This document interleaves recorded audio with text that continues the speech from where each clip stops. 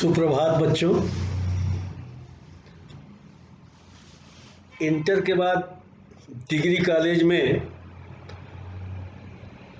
आपका प्रवेश ऐसे वर्ष में हुआ है जब पूरे विश्व में सब कुछ सामान्य नहीं है। आप सभी जानते हैं कि 2020 कोरोना संक्रमण और इससे उत्पन्न समस्याओं के लिए जाना जाएगा। विभिन्न प्रकार की राजनीतिक, आर्थिक, सामाजिक समस्याएं उत्पन्न हुई हैं। उनके बीच शिक्षा व्यवस्था के संदर्भ में भी समस्याएं उत्पन्न हुई हैं। सामान्य रूप से आपकी जो कक्षा जुलाई के अंत में अगस्त के प्रारंभ में शुरू हो जानी चाहिए थी, वो आज तक शुरू नहीं हो पाई है, और शुरू भी होगी तो कब तक किस तरह से संचालित होगी इसकी कोई गारंटी नहीं है। आप जो महाविद्यालय में पढ़ने का सुख, एक अलग अंदाज, एक अलग अनुभव, उससे फिलहाल वंचित रहेंगे। और मैं समझता हूँ कि आप मिश्रित तरीके से आपका पठन पाठन होगा। ऑफलाइन कुछ क्लासेस चलेंगी, कुछ ऑनलाइन चलेंगी।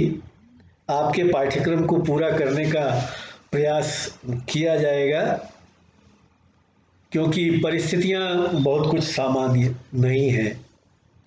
इन्हीं स्थितियों पर कुछ पंक्तियां मैंने लिखी हैं, मैं पढ़ना चाहूँगा, आपको सुनाना चाहूँगा।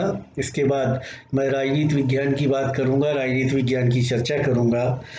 अजीब सी हवा चली है, अजीब सी हवा चली है, चारों ओर धुआं ही धुआं है। अजीब सी हवा चली है, चारों ओर धुआं ही धुआं है। शोर भी है, मौत का सन्नाटा भी, शोर भी है, मौत का सन्नाटा भी। जिंदगी की चाहत भी है तो खतरे की आहट भी, जिंदगी की चाहत भी है तो खतरे की आहट भी। इस धुएं के गुबार से एक बार फिर उभरने की कवायद है, इस धुएं के गुबार से एक बार फिर उभरने की कवायद है। जिंदगी फिर गुलजार हो, बस अब यही हसरत है।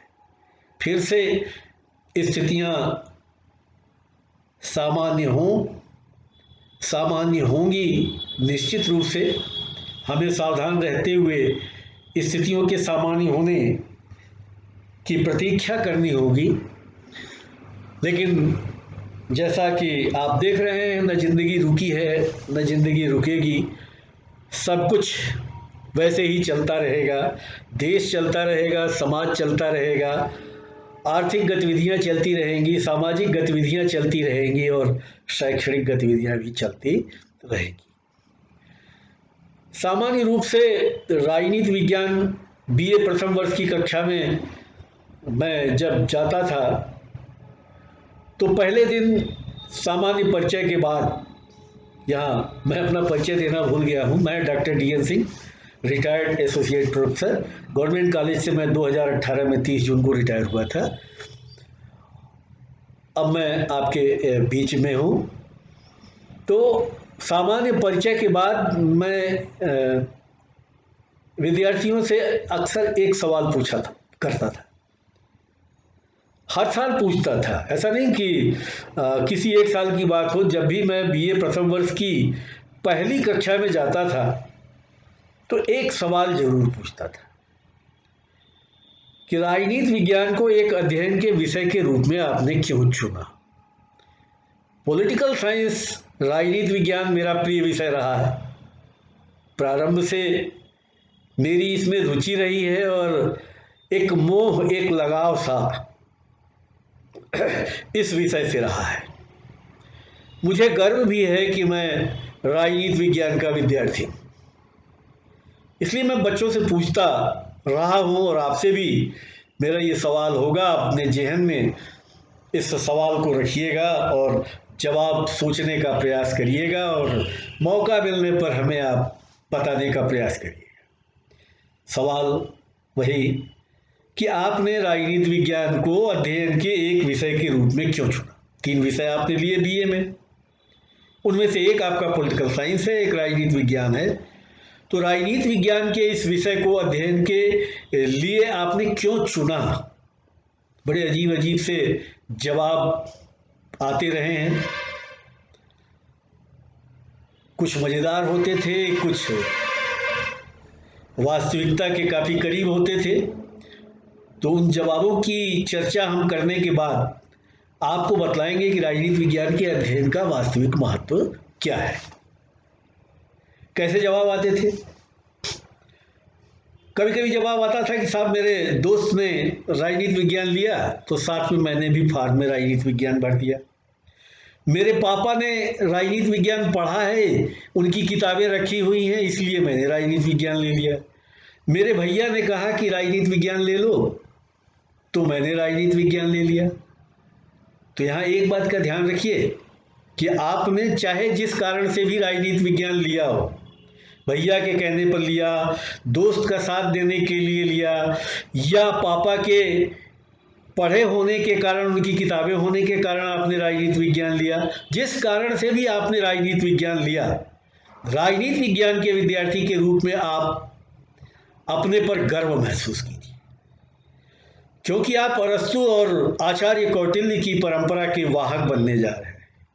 एक ऐसी व्यवस्था के वाहक बनने जा रहे हैं जो समाज को दिशा देता है, जो समाज को संभालता है, जो देश को संभालता है। ऐसे विषय का अध्ययन करने जा रहे हैं। तो राजनीति विज्ञान के विद्यार्थी के रूप में आप गर्व महसूस करिए और हमेशा इस बात को गर्व से कहिए कि मैं पॉलिटिकल साइंस पढ़ता हूँ, मैं राजनीति विज्ञान पढ़ता हूँ। तो यहाँ कुछ जवाब और जो सच्चाई के नज़दीक होते थे उनकी चर्चा मैं करना चाहूँगा। कुछ विद्यार्थी कहा करते थे कि राजनीति विज्ञान हमें सभ्य और जागरूक नागरिक बनाता है। वास्तविकता है, राजनीति विज्ञान के ज्ञान से हम सभ्य, सुशिक्षित और जागरूक नागरिक बनते हैं, और जागरूक नागरिक ही आज के लोकतंत्र की नींव होता है। जागरूक नागरिक ही लोकतंत्र का आधार होता है। यदि आप अपने अधिकारों, अपने कर्तव्यों के प्रति जागरूक नहीं हैं, राजनीतिक गतिविधियों के प्रति जागरूक नहीं हैं, तो आप अपने लोकतंत्र की, अपने देश की रक्षा नहीं कर सकते।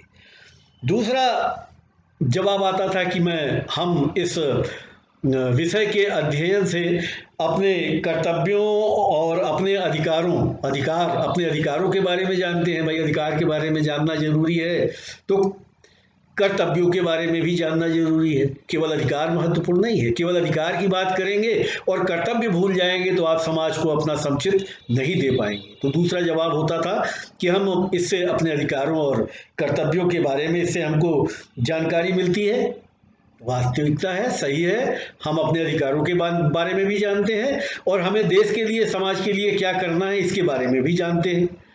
तीसरा जवाब जो काफ़ी हद तक सटीक आता था कि इससे हमारे अंदर योग्य शासक और प्रशासक के गुणों का विकास होता है। ठीक है, राजनीतिक प्रशासनिक चीज़ें आपको पढ़नी हैं तो योग्य शासक और प्रशासक के गुणों का विकास होता है। निश्चित राजनीतिक विषयों की जानकारी है तो आप में योग्य शासक और प्रशासक के गुणों का विकास संभव होगा। एक जवाब और आता था कि इससे हमें, जो काफ़ी हद तक वास्तविकता के करीब है, कि इससे हमें अपने देश और दूसरे देशों के संविधान और शासन प्रणालियों की जानकारी मिलती है, जिससे हम अपनी व्यवस्था, अपनी शासन व्यवस्था में सुधार का प्रयास कर सकते हैं। काफ़ी हद तक सही है।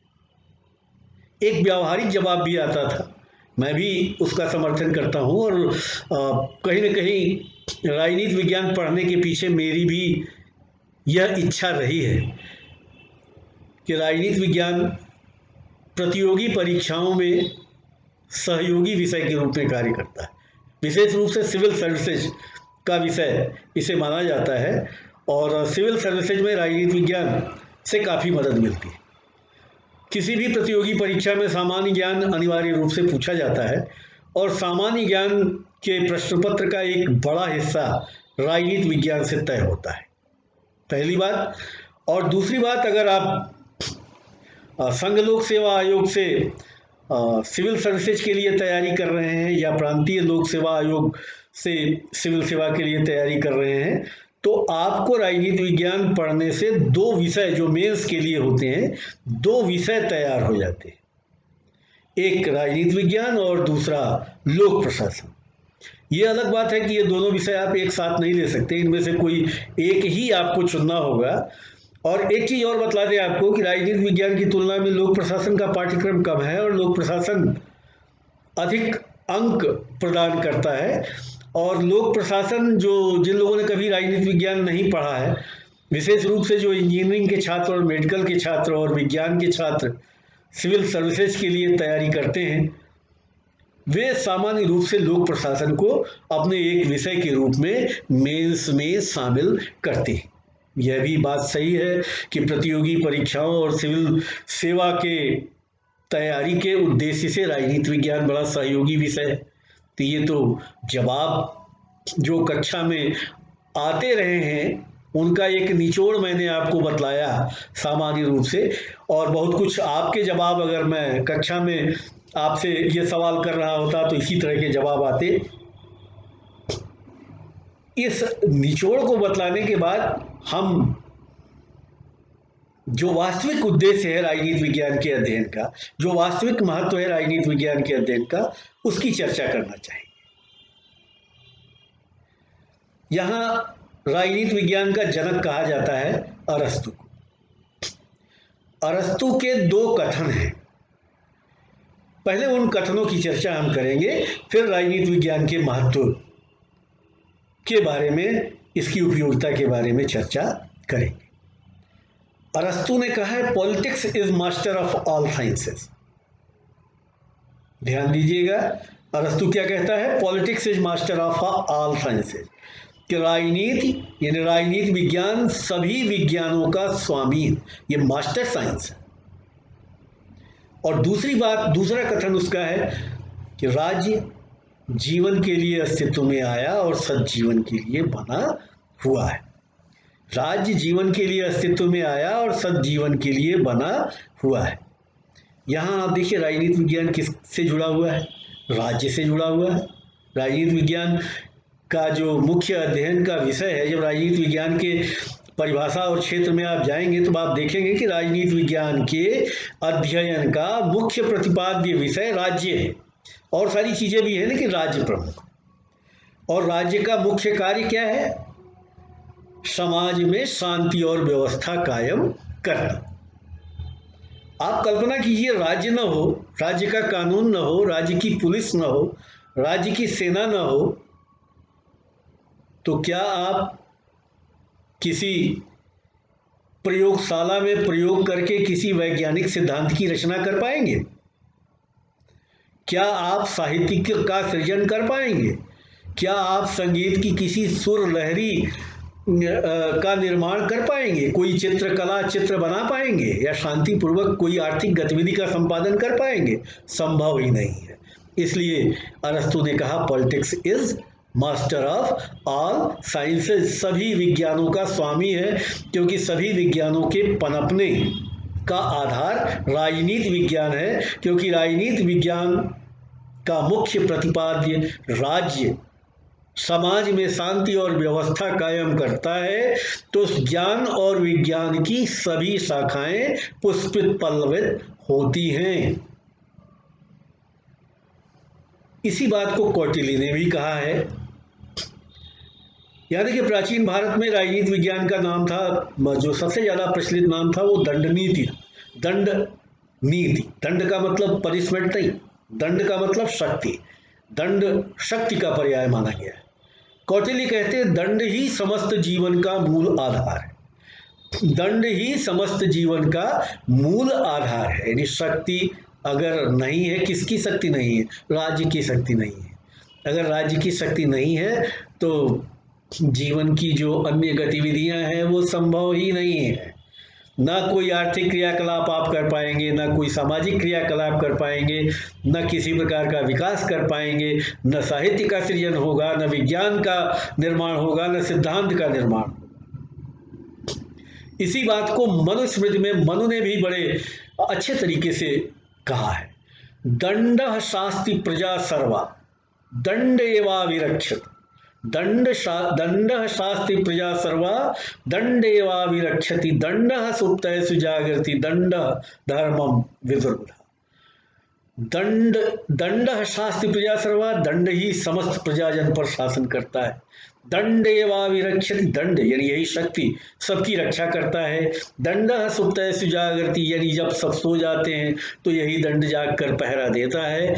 और दंडेवा विरक्षति, दंडः सुप्तयसु जागृति दंडेवा दंडः धर्मम विदुर्बुधा। इसी दंड को विद्वानों ने धर्म कहा है। यहाँ धर्म का मतलब रिलीजन या जो सेक्ट संप्रदाय पूजा पद्धति नहीं है। भारतीय दर्शन में धर्म का बड़ा व्यापक अर्थ है। यहाँ धर्म का जो निहितार्थ है वो व्यवस्था से है, सिस्टम से है कि यह दंड यानी शक्ति ही पूरे समाज में व्यवस्था कायम करती है, पूरे समाज में सिस्टम कायम करता है, व्यवस्था कायम करती है। और जब व्यवस्था कायम होता है तो सभी प्रकार का विकास संभव होता है, सबकी जीवन की सुरक्षा होती है। तो अब सवाल उठता है राजनीति विज्ञान के अध्ययन का मुख्य उद्देश्य क्या है। यहाँ देखिए 3 चीजें हैं जो अन्य समाज विज्ञान है। इतिहास अतीत का अध्ययन करता है, समाजशास्त्र अर्थशास्त्र अतीत और वर्तमान का अध्ययन करता है, राजनीति विज्ञान अतीत यानी बीते हुए कल का भी अध्ययन करता है, वर्तमान का भी अध्ययन करता है, भविष्य का भी अध्ययन करता है। और यही नहीं रुकता है, राजनीति विज्ञान के अध्ययन का उद्देश्य भविष्य से आगे जाता है। राजनीति विज्ञान के अध्ययन का जो मुख्य उद्देश्य है वो एक ऐसे आदर्श राज्य की खोज है, राज्य के लिए ऐसी व्यवस्था की खोज है, ऐसी व्यवस्थाओं की, ऐसी राजनीतिक व्यवस्थाओं की खोज है जिनके माध्यम से समाज में ऐसी व्यवस्था कायम की जा सके जिससे व्यक्ति का अधिक से अधिक कल्याण हो सके। तो यहाँ देखिए अतीत क्या था, वर्तमान क्या है, भविष्य क्या होगा। राजनीति विज्ञान के अध्ययन का मुख्य प्रतिपाद्य क्या है, क्या था, क्या है, क्या होगा, इसके आगे क्या होना चाहिए। ये बात हमेशा आप याद रखिएगा। मैं कई बार आपसे पूछूंगा कि राजनीति विज्ञान के अध्ययन का उद्देश्य क्या है, तो राजनीति विज्ञान के अध्ययन का मुख्य उद्देश्य है क्या होना चाहिए, यानी राजनीतिक व्यवस्था कैसी होनी चाहिए जिससे व्यक्ति का अधिक से अधिक कल्याण संभव हो सके। ये राजनीति विज्ञान के अध्ययन का प्रमुख महत्व है। आज के लिए इतना काफी, धन्यवाद। अब अगले वीडियो में हम आपको राजनीति विज्ञान के विभिन्न नामों, उसकी परिभाषा और उसके जो नाम पर भ्रांति है या नाम के संदर्भ में जो चर्चा है वो आपके समक्ष लेकर के आएंगे। धन्यवाद।